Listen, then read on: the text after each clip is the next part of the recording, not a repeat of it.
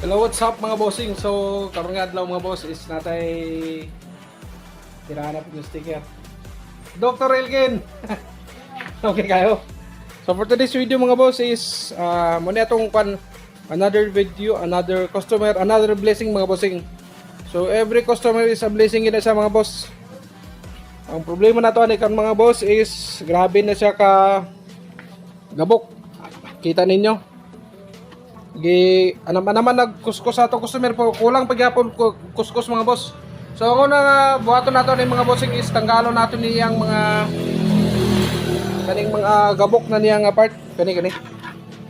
Nala nato ni sa mako mga boss kay kung install na nato na dito decals nga dili na sa mako mga bossing wala gid pangit yung resulta na it's either dali balangkat ang imong decals or basta lahi gid kon mga boss. So kinahanglan nato ni siya kuskuson dahil pang magkuskus lihaan mga boss o 1,000 para plain siya din nato install on decals.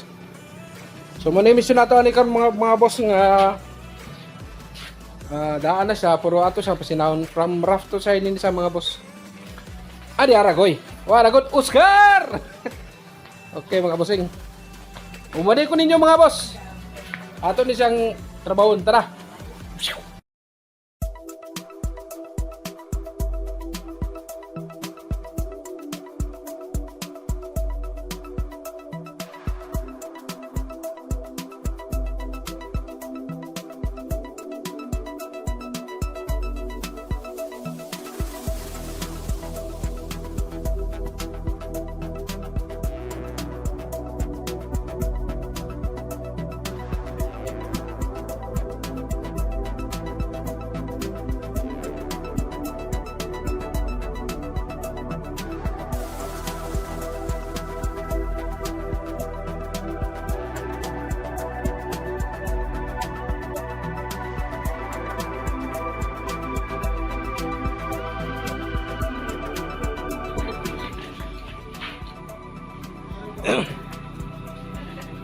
So mo ni siya mga boss, kinahanglan ginatong kuskuson gyud og maayo ning mga gabok kani ang murag mga kanong mura sa kaspa nga baga kay mga boss. Kuman ninyo kuskus ani mga boss, kung makuha na ninyo mga inana, makuha na siya. Liha na po dayon nga rough. Kuman sa rough kato na po dayong kuan 1,000 para finishing para limpyo na siya. Muhami siya wa. Kung dili na nimo kuan mga boss, di na siya way naday nang yung decals sanang itira. It's either malukat siya or magburot-burot tungod kay mulakra ng kuan kanang kuan niya. Kaspa. Yang kaspa. So okay na ni siya mga bossing, ang katong iyang mga gabok, okay na. Nangatanggal na namo. So ready to install na yung mga decals. Install ta mga boss. Tara.